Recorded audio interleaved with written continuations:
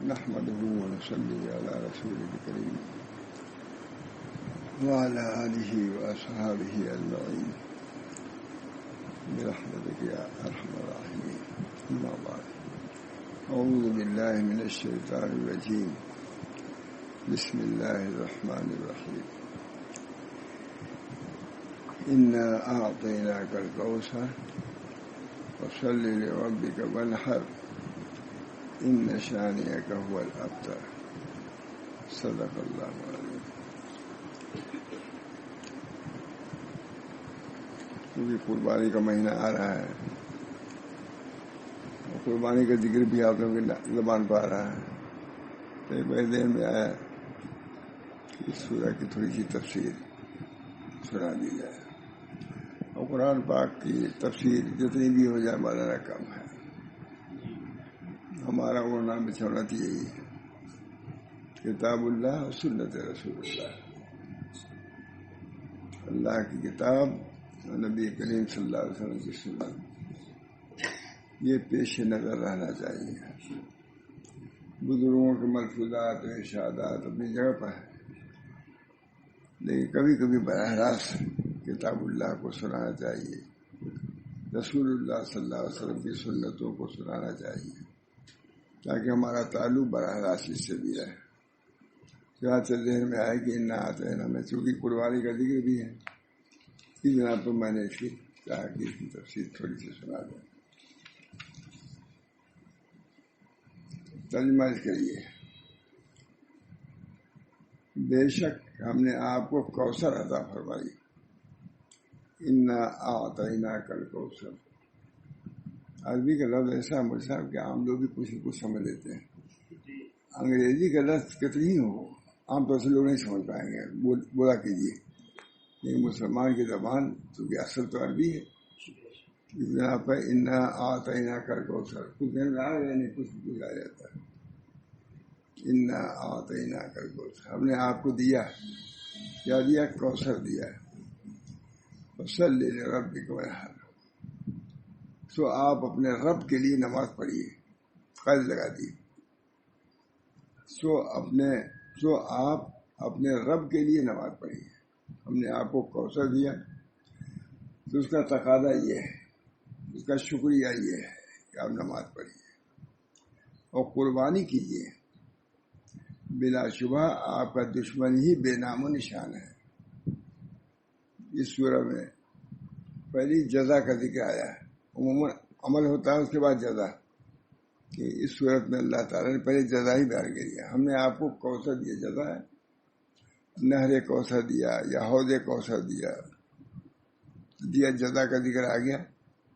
اس کے بعد یہ ہے کہ آپ نماز پڑھیے، قربانی کیجیے. معلوم ہوا کہ اس کی بڑی اہمیت ہے. یہ بھی ایک طرز ہے، یہ بھی ایک بیان ہے اللہ تعالیٰ کا. اللہ تعالیٰ ہم سب لوگوں کو اپنے رب کے کلام کو سمجھنے کی توفیق دی. اس سے وجہ اس کا حال تاری ہونا چاہیے. انا اعطیناک الکوثر، ہم نے آپ کو کوثر عطا فرمائی. سو آپ اپنے رب کے لیے نماز پڑھیے اور قربانی کیجیے. بلا شبہ آپ کا دشمن ہی بے نام و نشان ہے. جب ہم لوگ گئے ایک پہاڑی پر جہاں بہت بڑے جو اس کا ہے دواخانہ ہے، اس کا بہت بڑا، تو گیا تو سر جمعہ کا دن تھا اور قربانی، تو میں نے اس پر بیان کیا. میرے ذہن میں آیا کہ کسی پہ بیان کر دیے. بہت خوشی ہے بات کا، ہمارا ایسے سنا ہی نہیں تھی کبھی. میں نے بڑے آدمی امام علماء کا اجتماع، وزراء کا انکار، ضروری سنے کہ ہر بات آدمی سنے. ہر بات کوئی دعویٰ نہیں کر سکتا کہ ہر بات ہم سنیں. ہر ذکر میں ایسی کوئی روایت ملے گی جو آپ کو نہیں معلوم ہوگی. بڑے بڑے علماء کی بات نہیں معلوم. بہرحال بے شک ہم نے آپ کو کوثر عطا فرمائی. سو آپ اپنے رب کے لیے نماز پڑھیے اور قربانی کیجیے. بلا شبہ آپ کا دشمن ہی بے نام و نشان ہے. جزا بیان ہوئی، عمل بیان ہوا، اور نبی اکرم صلی اللہ علیہ وسلم کو تسلی دی گئی. آپ پر مصیبتیں آ رہی ہیں، لوگ کچھ کہہ سن بھی رہے ہیں جس سے آپ کو اذیت ہوتی ہے، آپ مطمئن رہیے۔ سب سے بڑی بات کیا، ہم نے آپ کو کوثر دیا، اب ان سب چیزوں کی حیثیت کیا رہ جاتی ہے؟ اس جزا کے سامنے اگر کچھ لوگ کچھ کہتے سنتے ہیں تو کہنے دیجیے، آپ اپنی جزا کی طرف دیکھیے کہ ہم نے کتنی بڑی دولت آپ کو دیا ہے، اس طرح سے برداشت کیجیے۔ یہ سورہ کوثر کا ترجمہ ہے۔ بعض حضرات نے اسے مدنی سورہ بتلایا ہے، اور ایک قول یہ بھی ہے کہ مکہ معظمہ میں نازل ہو چکی تھی۔ اس میں 3 آیات ہیں، اور تعداد آیات کے اعتبار سے قرآن حکیم کی سب سے چھوٹی آیت، سب سے چھوٹی آیت دیکھیے سورہ ہے، سب سے چھوٹی سورہ یہی انا اعطیناک الکوثر۔ لفظ کوثر فعول کے وزن پر ہے۔ حضرت ابن عباس سے یہی تفسیر منقول ہے۔ اس خیر کثیر میں نہر کوثر بھی ہے، آپ کو خیر کثیر دیا، کوثر سے مراد یہ کہ خیر کثیر، بہت بڑی خیر دیا ہمیں، بہت بڑی بھلائی، بہت بڑی نعمت دیا، سب اس کا ترجمہ ہے۔ اسی میں سے ایک حوض کوثر بھی ہے۔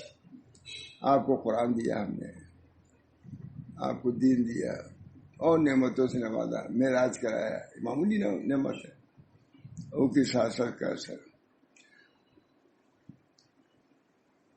لفظ کوثر فعال کے وجہ پر حضرت ابن عباس رضی اللہ تعالیٰ عنہ سے یہی تفسیر منقول ہے۔ اسی خیر کثیر میں سے نہر کوثر بھی ہے۔ اصل ترجمہ کوثر کی یہ ہے، میں آپ کو کوثر دیا کا مطلب خیر کثیر دیا ہے، اس خیر کثیر میں حوض کوثر بھی ہے۔ کوثر کے معنی کیا ہوا؟ خیر کثیر۔ اس خیر کثیر میں کیا داخل ہے؟ حوض کوثر یا نہر کوثر، یہ اس کے جزیات ہیں۔ بہت عمدہ۔ جو اللہ تعالیٰ نے نہر کوثر، جو اللہ تعالیٰ نے نبی اکرم صلی اللہ علیہ وسلم کو عطا فرمائی۔ سورت کے سبب نزول کے بارے میں کئی روایات تفسیر کی کتابوں میں لکھی ہیں، یہ انشاءاللہ ہم آخری آیت کے تفسیر کے ذیل میں لکھیں گے۔ ارشاد فرمایا انا اعطیناک الکوثر، ہم نے آپ کو خیر کثیر عطا فرمایا۔ اللہ تعالیٰ نے آپ کو نبوت سے نوازا۔ ابھی بتا رہے ہیں کہ خیر کثیر کیا کہہ دیا حضور نے۔ سب سے پہلے کہ آپ کو نبوت سے نوازا۔ نبی ہونا معمولی، کوئی درجہ ولایت کا نبوت کے برابر نہیں۔ جتنے ولایت کے قطبیت، غوثیت، جتنی چیزیں ہیں سب نبوت کے ماتحت ہیں۔ جس کو اللہ تعالیٰ نے نبی بنا دیا، اس وجہ سے اس کے بارے میں زبان کو بھی بہت محتاط رہنا چاہیے۔ اب آج بعض لوگوں کی زبانیں تیز ہیں، نبوت کے بارے میں بھی باتیں، بہت افسوس کی بات ہے۔ جب ضلالت آتی ہے، جو گل بسیار شد پیلا میں لگزن، جب کیچڑ زیادہ ہوتا ہے تو ہاتھی پھسل جاتا ہے۔ بہت زیادہ محتاط رہنے کی ضرورت، اللہ ہم سب لوگوں کو محتاط رہے گا۔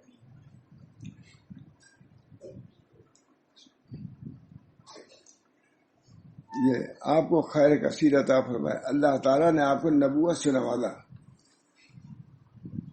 بلکہ سید الانبیاء و رسول بنایا۔ کتنی بڑی نعمت، نبوت ہی نہیں دیا لیکن نبوت کا جو اعلیٰ فرض ہے وہ عطا کیا، اور قرآن عطا کیا، تورات انجیل سب دوسرے لوگوں کو، لیکن قرآن پاک جو تمام علوم کا جامع ہے، قرآن میں تورات بھی ہے، انجیل بھی ہے، زبور بھی ہے، سب کچھ اس کے اندر ہے۔ اس جامع کتاب کو کس کو دیا؟ نبی صلی اللہ علیہ وسلم کو دیا۔ ذالک الکتاب لا ریب فیہ، ایسی کتاب جس میں کوئی شک و شبہ نہیں۔ تورات انجیل جتنے مضامین ہیں صحف میں، وہ سب اللہ تعالیٰ نے قرآن پاک میں جمع فرما دیا ہے۔ اللہ تعالیٰ ہم کو سمجھنے کی بھی توفیق ہے۔ ٹھیک ہے، کون قرآن کو دیکھتا ہے؟ قرآن کو دیکھتا ہے۔ سید الانبیاء و رسول نے قرآن عطا فرمایا، بہت بڑی امت آپ کے تابع ہوئی۔ اتنی بڑی امت ہے، ابھی معلوم کتنی بڑھے گی، کب تک رہے گی؟ سب کی امت تو ختم ہوگی، موسیٰ علیہ السلام کی امت بڑھنے والی نہیں، عیسیٰ علیہ السلام کی امت بڑھنے والی نہیں، نوح علیہ السلام کی، مگر نبی اکرم صلی اللہ علیہ وسلم کی امت تو بڑھتی جا رہی، بڑھتی ہی رہے گی۔ کتنی کوئی ارادہ کرے ختم کرنے کا، ختم نہیں ہوگا انشاءاللہ۔ یہاں ہمارے یہاں درخت ہے، اللہ لاتا ہے خوب، ایک بار معلوم ہے کاٹ دیا گیا، پھر بعد میں پھر لاتا ہے. یہی امت کا حال ہے. کتنا کاٹو گے. اللہ تعالیٰ ہمارے یہاں ہے, ہم لوگ بہت خوش ہوتے ہیں, خوب ٹھنڈی ہوا آ رہی ادھر سے, مگر کاٹ دیا گیا. کاٹ کیوں دیا گیا؟ کہاں یہ بڑھنے کے لیے کاٹا گیا ہے, اس کے بعد اور بڑھے گا. یہ ہے کہ نہیں؟ بڑھا نہیں. یہ اللہ تعالیٰ یہ امت ایسی ہی ہے. جتنے علماء لکھتے ہیں کہ ادھر سے غروب ہوگا تو ادھر طلوع ہو جائے گا. یہ وہ سورج ہے کہ ادھر غروب ہوا دوسرے طلوع ہوا. ہوتا نہیں ہم نے کہا ادھر طلوع ہو جاتا ہے. اس دن کا بھی یہی حال ہے. آپ کا دین سارے عالم اور سارے اقوام میں پھیلایا ہے, ہر جگہ پھیل چکا ہے, چوٹیوں پر پھیل چکا ہے, پہاڑیوں کی چوٹیوں میں, جنگلات میں پہنچ چکا ہے دین. ہم گئے ہیں کہیں دین موجود ہے, لوگ موجود ہیں. اور آخرت میں آپ کو بہت بڑی خیر سے نوازا, بہت بڑی مقام محمود بھی عطا فرمایا, جس کی ہم لوگ دعا کرتے ہیں. وہ مقام محمود حضور صلی اللہ علیہ وسلم کو حاصل ہو چکا ہے. ہم لوگ دعا کرتے ہیں اذان کے بعد جو دعا ہے, مقام محمود ہے حضور صلی اللہ علیہ وسلم کو عطا ہو چکا ہے. نہر کوثر بھی خیر کثیر میں ایک کا ایک حصہ ہے.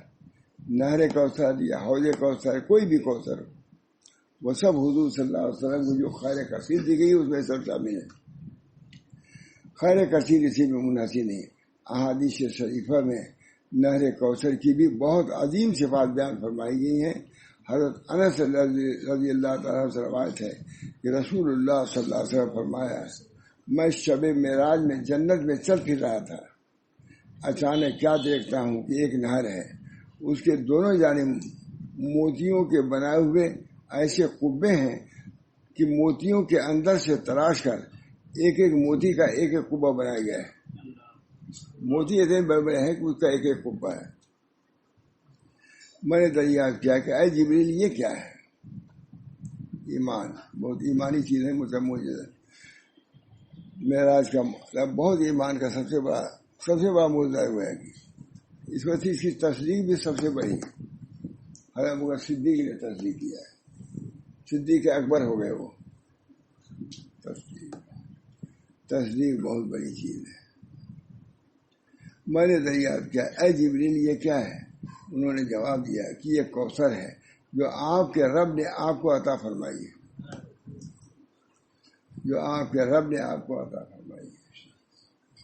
اس کے اندر کی مٹی بہت تیز خوشبودار مشک سے بھی خوشبودار ہے مٹی.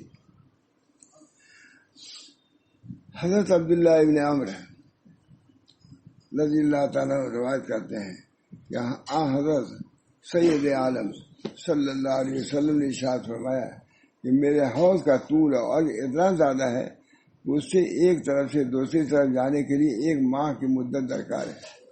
اس کے گوشے برابر ہیں, یہ طول و عرض دونوں برابر ہیں, لمبائی چوڑائی دونوں برابر ہے. اس کا پانی دودھ سے زیادہ سفید ہے. ایمانیات میں سے اس پر ایمان لانا یہ ایک عمل ہے, یہ ایک عمل ہے اور ایک ایمان لانا. شک نہ کرو کہاں ایسا ملے گا, عام اوپر سے بنا ہوا ہے. اتنے لوگ جو جا رہے ہیں اوپر چاند دیکھنے کے, وہاں پہنچے ہی نہیں. جائیں گے پہنچیں گے لیکن اس پر نہیں پہنچیں گے. اس کا دودھ سے زیادہ اس کا پانی دودھ سے زیادہ سفید ہے. اس کی خوشبو مشک سے زیادہ عمدہ ہے. اس کے لوٹے اس قدر ہیں جیسے آسمان کے ستارے ہیں. کیا جو اس میں سے پیے گا کبھی پیاسا نہ ہوگا. اب یہ سب سوچتے مجھے لوگوں کو یقین نہیں ہوتا. ابھی یقین لانے کی تمہاری کیا ہے؟ یقین یہی ہے کہ حضور نے کہا وہ سچ ہے, بس یہ ہے, یہ آسان ہے. حضور صلی اللہ علیہ وسلم نے کبھی جھوٹ بولے ہی نہیں, بچپن میں نہیں بولے کبھی. ابو جہل بھی کہتا ہے, ابو جہل کہتا ہے کہ میں کبھی جھوٹ بولے ہی نہیں. حضرت ہمارے بہت ہی روایت کرتے, کسی نے پوچھا کہ یہ کیسے ہے, حضور صلی اللہ علیہ وسلم متعلق ابو جہل سے پوچھا کسی نے کہ یہ کیسے ہے, تو اس نے کہا تھا میں کہ کبھی جھوٹ ہی بولے ہی نہیں. آگے آپ کو سمجھیے, اس نے بھی کہا دیا جب اس وقت جھوٹ نہیں بولے تو اس وقت کا جھوٹ بولیں گے. لیکن یہ کہا نہیں اس نے صرف اتنا ہی کہا کہ کبھی جھوٹ بولے ہی نہیں. بہت بیان کرتے تھے ماشاء اللہ سے, جب اس وقت جھوٹ نہیں, بچپن میں جھوٹ نہیں بولے, اس وقت کیا جھوٹ بولیں گے؟ اتنی بڑی جو نعمت ہے اس میں جھوٹ بولیں گے؟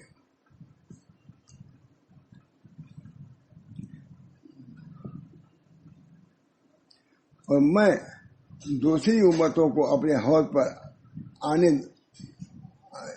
آنے سے ہٹاؤں گا، جیسے دنیا میں کوئی شخص دوسرے کے اونٹوں کو اپنے حوض سے ہٹاتا ہے، یا دوسرے لوگ آگے سے ہٹاؤں گا۔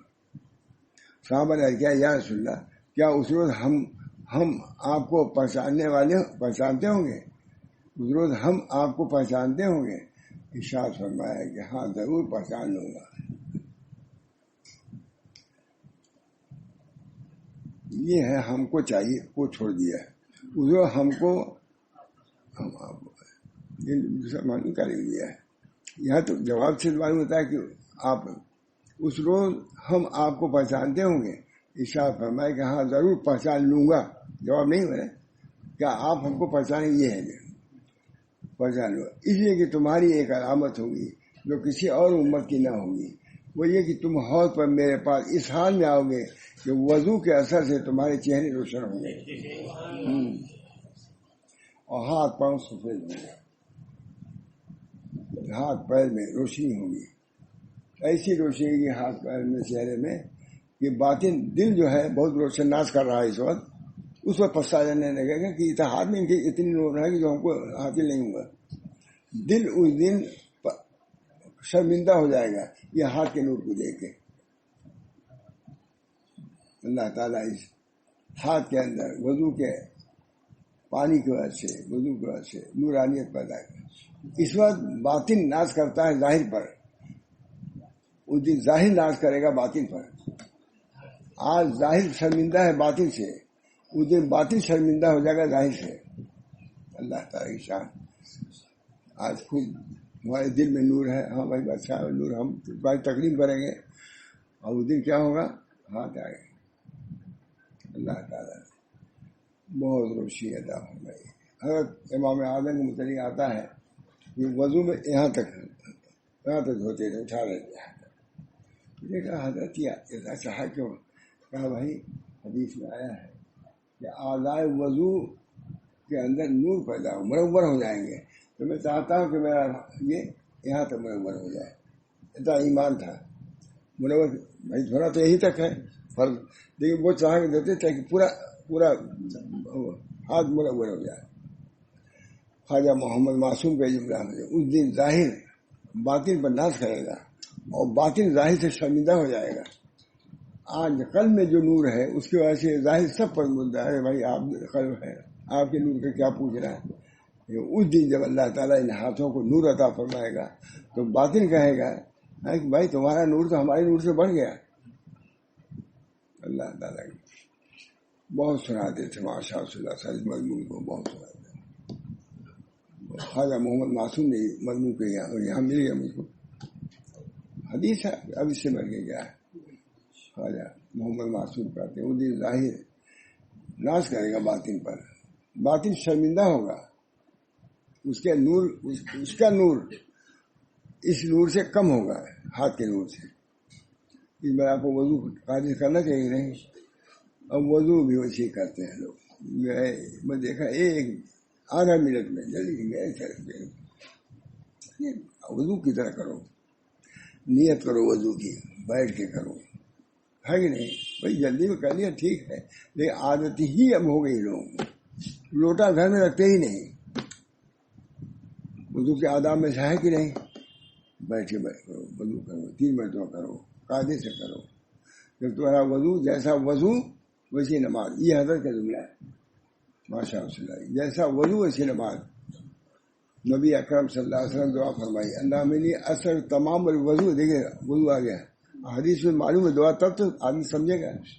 اللہ منی اثر کو تمام الوضو ہے، وہ تمام الصلاۃ ہے، وہ تمام رضوان کا، وہ تمام مغفرت ہے۔ اللہ ہم تمام وضو کو سوال کرتے ہیں کہ وضو ہمارا پورا ہو۔ جب وضو پورا ہوگا تو نماز پوری ہوگی، جب نماز پوری ہوگی تو اللہ تعالیٰ کی طرف سے تمام الوضو ہے وہ تمام الصلاۃ، تمام جب نماز پوری ہوگی تو اللہ کی پوری رضوان، پوری رضا حاصل ہوگی۔ جب اللہ کی رضا حاصل ہوگی تو مغفرت ہو جائے گی۔ کتنی جامع ہے مجھے حدیث، یہ دعا بھی کتنی جامع ہے، ترتیب ہے. وضو تمام ہوگا تو نماز تمام ہوگی، نماز تمام ہوگی تو اللہ کی رضا تمام ملے گی، جب اللہ کی رضا ملے گی تو مغفرت ہو جائے گی. اب مولانا طریق اسی میں ہے، وضو نماز میں، تصوف کہیں الگ سے نہیں آیا ہے. اسی کو ٹھیک سے کرو، اسی میں سب کچھ ملے گا. وضو نماز میں سب کچھ ہے. اللہ اصل تمام الوضو ہے، وہ تمام الصلاۃ ہے، وہ تمام رضوان کا، وہ تمام مغفرت. اللہ تعالیٰ توفیق دے ہم لوگوں کو. تو آسان ہے کہ ہوتا ہے. ہمارے حضرت وغیرہ وضو میرا خیال ہے کہ 15 منٹ میں کرتے تھے. یہاں اور کا زیادہ ہی میں ابھی مولوی صاحب پرسوں میں سنایا، حضرت زین العابدین جب وضو کرتے تھے چہرہ سرد ہو جاتا تھا، پیلا ہو جاتا تھا. کسی نے گھر والے کہا، اب جیسے کہا ہو کہ حضرت آپ وضو کرتے ہیں تو کیوں ایسا گھبرا جاتے ہیں، کیوں اثر ہوتا ہے؟ کہا تم نہیں سمجھتی کہ میں کس کے سامنے کھڑے ہونے کے لیے جا رہا ہوں؟ اللہ کے سامنے. جیسا دو بات کرتے ہیں، جیسا رمضان ویسا سال. حضرت فرماتے تھے رمضان اگر صحیح گزارا تو سال تمہارا صحیح. اس موقع پہ کہتے تھے جیسا وضو ویسے نماز، جیسا رمضان ویسے سال. رمضان کو بہت سنبھال کے گزارو، بہت کہتے تھے، بہت کہتے تھے. رمضان کو صحیح طریقے سے گزارے ہوئے تو سارا سال تمہارا صحیح طور سے گزرے گا. بڑے علماء رہتے تھے، یہ سب باتیں بیان ہی کرتے تھے. اور اللہ امینی اثر کا تمام الوضو ہے، وہ تمام الصلاۃ ہے، وہ تمام رضوان کا، وہ تمام مغفرت ہے. پورا وضو کرنے کی توفیق دیجیے. کون سی دشواری ہے دین میں؟ کیا دشواری ہے وضو کرنے میں؟ کون سی دشواری ہے؟ اگر اچھی طرح اس کو دھو لے تو کیا ہے؟ بہت سے لوگوں کا یہ رہتا ہے، خشک رہ جاتا ہے، وضو ہی نہیں ہوتا. کیا نماز میں کھڑے وضو ہی نہیں، یہاں کھلا رہ جاتا ہے. حضور نے فرمایا ان کی چیزوں کو بس تھوڑا سا پوچھا بتائیے، ہاتھ رکھ دو ختم، کوئی زیادہ رگڑ نہیں گزرتی، یوں کر دو ختم. اللہ تعالی ہم سب لوگوں کو صحیح طور سے وضو نماز کرنے کا ڈھنگ بتائے اور توفیق بتائے. اللہ تعالیٰ کا دین آسان ہے، اللہ تعالیٰ سے پہنچنا آسان ہے. اللہم اغفر لی ذنبی ووسع لی فی داری وبارک فی رزقی. وضو کے بعد جو یہ دعا پڑھ کے گھر میں وسعت آ جائے گی. اللہم اغفر لی ذنبی، بہت تجربہ ہے اس کا. اللہم اغفر لی ذنبی ووسع لی فی داری وبارک فی رزقی. ایک آئے وکیل صاحب، بہت قابل بڑے آدمی، اب ایک آدمی بیان کیا ہے سال بھر، لیکن یہ سب لوگ تھوڑے سنے. وکیل تھے، ان کا نام بھی وکیل تھا اور تھے وکیل. آئے رونے لگے، کہاں مولانا ہمارے پاس اتنا گھر نہیں ہے، ایک تخت جو ہے وہ بھی ایسا نہیں ہے کہ ہم لوگ مطمئن بیٹھ کے بارش کا پانی نہ گرتا ہو. ہم نے کہا یہ دعا پڑھا کیا، پڑھنے لگے. تو ان کو جون پور کی جو بہت عمدہ جگہ کوئی ہے، فوجی جو ہے بنگلے جو ہے، وہاں جگہ مل گئی اور بنوا لیا. رہنے لگے. تو ان کی بیوی نے کہا کہ آج تم کو خیال ہے مولانا نے ایک دعا بتائی تھی، اس کی یہ برکتیں جا کے شکریت ادا کراؤ. بیوی نے کہا، بعد میں بیوی ہوتی ہے اچھی، وکیل کی بیوی تھی. تو آئے بیچارے آئے، انہوں نے صاف کہا کہ میری بیوی نے مجھ کو بھیجا ہے کہ آپ نے یہ دعا بتائی تھی، اس کی وجہ سے اللہ نے ہم کو اتنا بڑا مکان، اچھا مکان دے دیا. اللہ قاری اللہ ہمارے تھے، کہا بہتوں ہم نے بدلایا، تجربہ سے مکان بن جاتا ہے. عقیدت ہوتی ہے تو اللہ تعالیٰ تعمیر فرماتے ہیں. اللہم اغفر لی ذنبی ووسع لی فی داری وبارک علی. اللہ ہمارے گناہ کو معاف کر دیجیے اور ہمارے گھر میں وسعت دیجیے، روزی میں برکت دیجیے. جامع میں کتنی دعا جامع ہے. اللہم اغفر لی، سب دین دنیا کی سب فلاح کی دعا آ گئی. اللہم اغفر لی ذنبی آخر درست ہو گئی ہے. اللہم اغفر لی ذنبی ووسع لی فی داری، ہمارے گھر میں وسعت کر دیجیے، اور بارک لی فی رزقی، برکت دیجیے. معلوم ہے کہ تینوں مطلوب ہے. اللہ کا مغفرت بھی گھر کی وسعت میں ہوتی ہے تو آدمی کو واقعی خوشحالی ہوتی ہے، وسعت ہوتی ہے. تنگی میں آدمی کوفت میں رہتا ہے.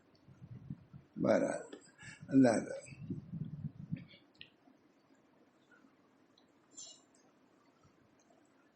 وہی کہ تم حوض پر میرے پاس اس حال میں آؤ گے کہ وضو کے اثر تمہارے چہرے روشن ہوں گے اور ہاتھ پاؤں سفید ہوں گے. اور اتنا تو معلوم تھا ہم لوگ کو بھی کہ روشن ہوں گے، لیکن حدیث ہی ہے اس طریقے سے، یہ میں نے نہیں دیکھا تھا. اس سے سب معلوم ہے، سب نہیں معلوم، یہ بہت وسیع نہیں معلوم، یہ ہے معلوم لیکن یہ حدیث ہے. تم حوض پر میرے اس حال میں آؤ گے کہ وضو کے اثر سے تمہارے چہرے روشن ہوں گے اور ہاتھ پاؤں سفید ہوں گے. دوسری روایت میں یہ بھی ہے کہ آپ نے ارشاد فرمایا کہ آسمان کے ستاروں کی تعداد میں حوض کے اندر سونے چاندی کے لوٹے نظر آ رہے ہوں گے. آسمان کے ستاروں کی تعداد میں حوض کے اندر، حوض ایسا بڑا ہوگا، فرماتے ہیں سونے چاندی کے لوٹے نظر آ رہے ہوں گے. آپ نے یہ بھی ارشاد فرمایا اس حوض میں 2 نالے گر رہے ہوں گے جو جنت کے نہر سے اس کے پانی میں اضافہ کر رہے ہوں گے. ایک پر نالا سونے کا اور دوسرا چاندی کا. اب سمجھ میں آئے، سب ہے، غیب کی بات ہے، ایمان کی بات ہے. حدیث میں ہے تو حدیث ابھی آتا ہے، دوسری نہریں گرتی ہیں بڑے دریاؤں میں، وہاں احادیث شریفہ سے معلوم ہوتا ہے کہ نہر کوثر جنت میں ہے. میدان قیامت میں اس میں سے ایک شاخ لائی جائے گی جس میں اوپر سے پانی آتا رہے گا اور اہل ایمان اس میں سے پیتے رہیں گے. ہم جو بھی نہ ہوئی ہے. حضرت عبداللہ ابن عمر روایت فرماتے ہیں کہ حضرت سید عالم صلی اللہ علیہ وسلم نے ارشاد فرمایا کہ میرا حوض اتنا بڑا ہے جتنا عدن اور عمان کے درمیان فاصلہ ہے. دونوں ملک ہیں الگ الگ. برف سے زیادہ ٹھنڈا اور شہد سے زیادہ میٹھا اور مجھ سے زیادہ بہتر اس کی خوشبو ہوگی. اس کے پیارے آسمان کے ستاروں سے بھی زیادہ ہوں گے. امت بڑی ہوگی تو آپ خورے بھی زیادہ ہوں گے تب تو پیئیں گے. جو اس میں سے ایک مرتبہ پی لے گا اس کے بعد کبھی بھی پیاسا نہ ہوگا. سب سے پہلے اس پر مہاجرین فقراء آئیں گے. کسی نے اہل مجلس میں سے سوال کیا یا رسول اللہ ان کا حال بتائیے. ارشاد فرمایا یہ وہ لوگ ہیں جو دنیا میں جس کے سروں کے بال بکھرے ہوئے ہوں گے، جو روپیہ پیسہ نہیں تیل لگا سکے، لیکن ہوں گے مخلص. ہر آدمی نہیں ہوگا. یہ تو سب کے لیے مخلص ہونا، دلدار ہونا. چہرے بھوک سے محنت اور تکن کے باعث بلے ہوئے ہوں گے. ان کے لیے بادشاہوں اور حاکموں کے دروازے نہیں کھولے جائیں گے. مطلب غریب ہوں گے، لوگوں کو ذلیل سمجھیں گے، لیکن اللہ تعالیٰ کے یہاں ان کی وہ وقت ہوگی کہ وہ نہر کوثر کو پہنچے پانی.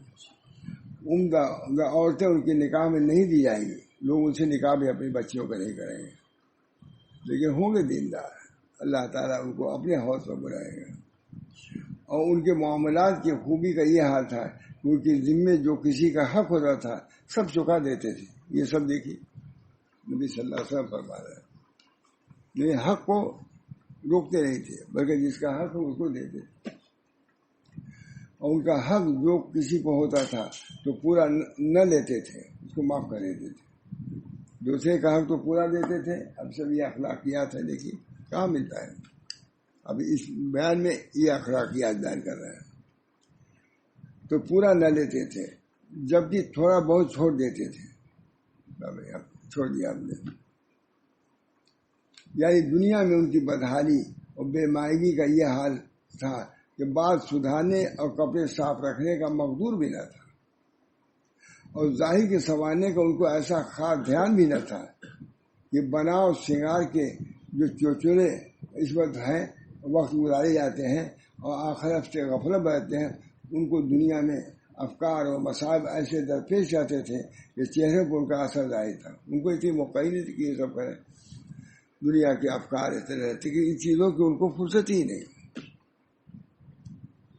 اہل دنیا ان کو ایسا حقیقی سمجھتے تھے کہ مجلسوں اور تقریبوں اور شاہی درباریوں میں ان کو دعوت دے کر بلانا تو کیا مانا، ان کے لیے ایسے مواقع میں دروازے ہی نہ کھولتے تھے، دعوتوں میں ان کو بلاتے نہیں تھے.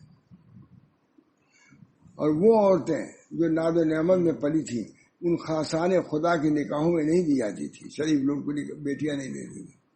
یہ اللہ کے ہاں کا یہ مرتبہ. دل اللہ دل کو دیکھتا ہے، دل کے اعتبار سے وہ کیا تھے، اچھے تھے، اللہ کو پسند تھے، چاہے آپ کو پسند نہ آئے. مگر آخرت میں ان کا یہ اعزاز ہوگا کہ حوض کوثر پر سب سے پہلے پہنچیں گے. دوسرے لوگ ان کے بعد اس مقدس حوض سے پانی پی سکیں گے بشرطے کہ اہل ایمان ہو سب کو اور اس میں سے پینے کے لائق ہو. حضرت عمر بن عبدالعزیز کے سامنے آپ جب حضرت صلی اللہ علیہ وسلم کا ارشاد نقل کیا گیا کہ حوض کوثر پر سب سے پہلے پہنچنے والے وہ لوگ ہوں گے جن کے سر کے بال بکھرے ہوئے، کپڑے میلے رہتے ہیں، جن سے عمدہ عورتوں کے نکاح نہیں کیا اور جن کے لیے دروازے نہیں کھولے جاتے، تو اس ارشاد نبی کو سن کر گھبرا گئے اور بے ساختہ کہا فرمایا کہ میں تو ایسا نہیں ہوں، میرے نکاح میں تو عبد الملک کی بیٹی فاطمہ ہے اور میرے دروازے کھلے جاتے ہیں. لا محال ہے، اب تو ایسا کروں گا، اس وقت تک سر کو نہ دھوؤں گا جب تک بال بکھر نہ جائے، اور اپنے بدن کو اس وقت تک نہ دھوؤں گا جب تک میلا نہ ہو جائے. حضرت سہل بن سعد سے روایت ہے کہ رسول اللہ صلی اللہ علیہ وسلم نے ارشاد فرمایا میں حوض کوثر پر تمہارے پلانے کا انتظام کے لیے پہلے سے پہنچا ہوا ہوں گا. رسول اللہ صلی اللہ علیہ وسلم نے ارشاد فرمایا کہ میں حوض کوثر پر تمہارے پلانے کا انتظام کرنے کے لیے پہلے سے پہنچا ہوا ہوں گا. جو میرے پاس سے گزرے گا پی لے گا، اور جو اس میں سے پی لے گا کبھی اسے پیاس نہ لگے گی. پھر فرمایا بہت سے لوگ میرے پاس سے گزریں گے جنہیں میں پہچانتا ہوں گا اور وہ مجھے پہچانتے ہوں گے. پھر میرے ان کے درمیان آگ لگا دی جائے گی، میں کہوں گا کہ یہ میرے آدمی ہیں. جواب میں کہا جائے گا کہ آپ کو معلوم نہیں کہ انہوں نے آپ کے بعد کیا کیا نئی باتیں نکالی. یہ بھی ہے.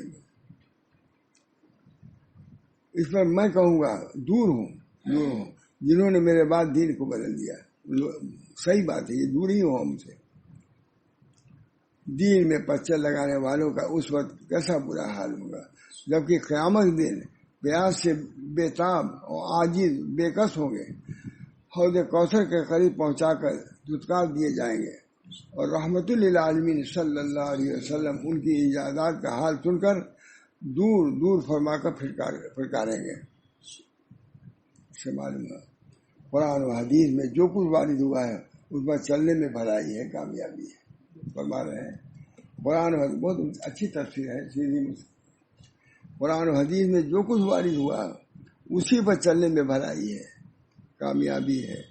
لوگوں نے سینکڑوں بدعتیں نکال رکھی ہیں اور دین میں عدل بدل رکھا ہے جن سے ان کی دنیا بھی چلتی ہے اور نفس کو مزہ بھی آتا ہے. مختلف علاقوں میں مختلف بدعتیں رواج پا گئی ہیں. ایسے لوگوں کو سمجھایا جاتا ہے تو الٹا سمجھانے والے ہی کو برا کرتے ہیں. ہم سیدھی اور موٹی سی ایک بات کہہ دیتے ہیں، جو کوئی کام کرنا ہو حضرت صلی اللہ علیہ وسلم نے جیسے فرمایا اسی طرح کرو، کوئی مشکل نہیں. اور جس طرح آپ نے کیا اسی طرح عمل کرو اور اپنے پاس سے کوئی عمل تجویز نہ کرو. جو حضور نے سب کچھ بیان کر دیا ہے، آپ کو نئی چیز گھڑنے کی ضرورت نہیں. دنیا دار پیر فقیر یا علم کے جھوٹے دعوے دار اگر کہیں فلاں کام میں کہیں کہ فلاں کام میں ثواب ہے اور اچھا ہے تو ان سے ثبوت مانگو اور پوچھو کہ بتاؤ حضرت صلی اللہ علیہ وسلم نے کہا یا نہیں. حدیث شریف کی کس کتاب میں لکھا ہے حضرت سید عالم صلی اللہ علیہ وسلم کو ایسا کرنا پسند تھا یا نہیں. یہ جو بدعات ہے ان سے بچے گی. سر سنت کی بالکل ضد بدعت ہے. ان کو تم تحبون اللہ فتبعونی یحببکم اللہ. میری اتباع کرو، اسی سے تم کو کامیابی ہوگی۔ اگر تم نے اپنی چیزیں اس کے اندر داخل کر دی تو وہ بدعت ہے، اور بدعت اللہ کو بھی پسند نہیں، اللہ کے رسول کو بھی پسند نہیں۔ فصل لربک وانحر، تو آپ اپنے رب کے لیے نماز پڑھیے۔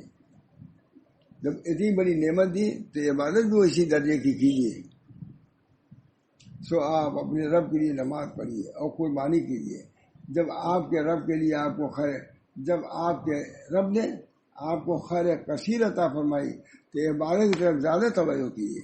آپ کو اللہ نے اتنی بڑی نعمت دیا ہے تو آپ کو اسی درجے کی عبادت بھی کرنا چاہیے۔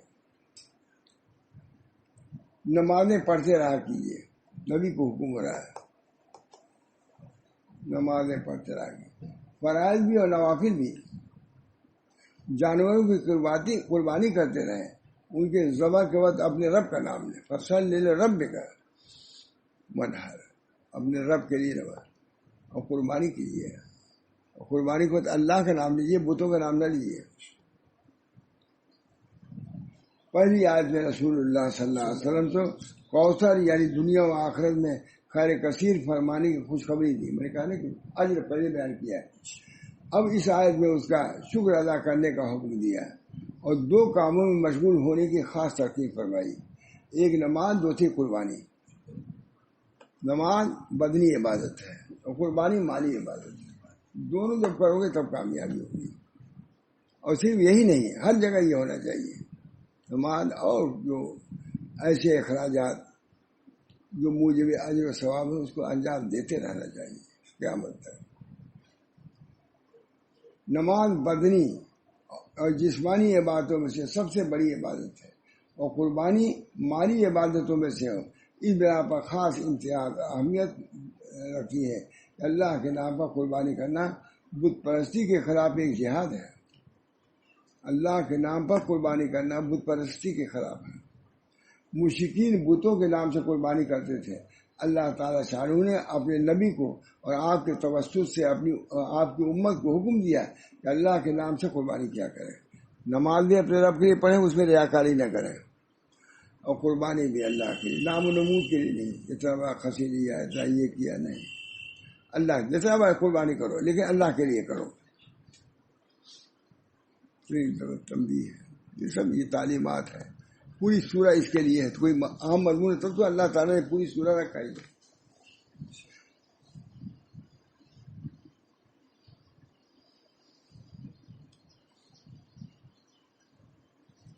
ان نشان ایک ابتر، بے شک آپ سے بغض رکھنے والا ہی ابتر ہے۔ تفسیر کی کتابوں میں لکھا ہے کہ عاصم بن وائل جو مکہ معظمہ میں رسول اللہ صلی اللہ علیہ وسلم کا ایک دشمن تھا، جب رسول اللہ صلی اللہ علیہ وسلم کا تذکرہ کرتا تھا تو کہتا تھا ان کو ان کے حال پر چھوڑ دو، ان کی اصل اولاد تو ہے نہیں، موت کے بعد ان کا ذکر خود ہی ختم ہو جائے گا۔ اس پر سورہ کوثر نازل ہوئی، اس میں بتایا گیا کہ آپ کا ذکر اللہ تعالیٰ بہت بڑھائے گا۔ تم سمجھتے ہو کہ بیٹا مر گیا تو ذکر نہیں رہے گا، صرف بیٹی سے تھوڑے نام ہوتا، اور بھی بہت سی چیزیں ہیں نام ہونے کی، اللہ تعالیٰ ان کو بلند کرے گا۔ کہتے ہیں آپ کا ذکر اللہ تعالیٰ بہت بڑھائے گا، جو سر آپ سے دشمنی کرنے والا ہے وہی بے نام و نشان ہو جائے گا، بددعا بھی دے گا۔ حضرت ابن عباس سے روایت ہے کہ کعب بن اشرف جو مدینہ منورہ کے رہنے والے یہودیوں میں ایک مالدار شخص تھا، وہ ایک مرتبہ مکہ معظمہ پہنچا۔ اس سے قریش مکہ نے کہا کہ تو سردار آدمی ہے تو اس نوعمر لڑکے کو دیکھ، بڑھ بڑھ کر باتیں کرتا ہے اور خیال کرتا ہے کہ ہم سے بہتر ہے۔ ہم لوگ حجاج کی خدمت کرتے ہیں، انہیں پانی پلاتے ہیں، کعبہ شریف کے متولی ہیں، کیا ہم اس سے بہتر نہیں ہیں؟ اس کے بعد کعب بن اشرف نے کہا تم اس سے بہتر ہو۔ اس آیت کریمہ ان نشان اور ابتر نازل ہوئی۔ اس کے بعد ان نشان اور ابتر، جو آپ کا برا کرنے وہ بدتر ہے، بہتر نبی صلی اللہ علیہ وسلم ہے۔ حضرت بن عباس سے یوں ہی مروی ہے، یہ سورہ ابو لہب کے بارے میں نازل ہوئی۔ بہرحال آگے فرما رہے ہیں حضرت سرور عالم صلی اللہ علیہ وسلم کی نسل جو حضرت سیدہ فاطمہ سے ہے، لاکھوں کی تعداد میں گزر چکی ہے اور ہزاروں کی تعداد میں ابھی موجود ہے۔ ان کی نسل کے لوگ موجود ہیں ابھی، اور آپ پر ایمان لانے والے کروڑوں گزر چکے ہیں اور کروڑوں موجود ہیں۔ جن لوگوں نے آپ سے دشمنی رکھی اور یوں کہا کہ ان کا ذکر فکر کچھ نہ رہے گا، خود یہ دشمن بے نام و نشان ہو گئے. آج ان کا نام لیوا کوئی نہیں، دنیا سے خود بھی گئے، نسل بھی ختم ہو گئی. فلعنۃ اللہ علی من عادہ، پر اللہ کی لعنت ہے ان لوگوں پر جو انبیاء سے عداوت رکھتے ہیں. وہ سقان اللہ من حوض نبی، ہم کو اللہ تعالیٰ اپنے نبی کے حوض سے ہم کو سیراب کرے. جو نبی کیسا ہے؟ مصطفیٰ ہے، اور جو مصطفیٰ ہے صلی اللہ تعالیٰ علیہ وسلم دائما ابدا. اللہ تعالیٰ دعا کریے اللہ تعالیٰ ہم سب لوگوں کو نماز کی ادائیگی کی بھی توفیق دے، وضو جیسے کیا جاتا ہے سب چیزیں سیکھنے کی، تھوڑی توجہ سب وہاں اس کا نفع معلوم ہے. جو وضو صحیح طریقے سے کرتا ہے، نماز صحیح طریقے سے ادا کرتا ہے. خود حضور صلی اللہ علیہ وسلم نے کل میں نے بیان کیا، ایک صحابی نماز پڑھا، فرمایا صلی فإنک لم تصلی، نماز پڑھے تم نے نماز نہیں پڑھی. معلوم ہے کوئی بے عنوانی، تب تو کا وضو میں ایسا ہم لوگوں کو ہوتا ہے. اس وجہ سے وضو و نماز کا آج کا سبق یہی یاد رکھنا چاہیے کہ وضو و نماز کا اہتمام کرنا چاہیے. مولانا کے ہاں لوٹا ہر جگہ رکھا رہتا تھا صاحب کا، تاکہ کوئی نل سے اوپر جو بیچی گیا تھا وہ نہ کوئی کرنے پائے. معلوم ہے ہمیشہ، تاکہ وہ لوٹا آدمی اسے کہتے ہیں لوٹا کہاں ملے گا، لوٹا رہتا وہاں کہتے ہو لوٹا رکھا ہوا ہے. ان چیزوں کا ہمارا بہت اہتمام تھا.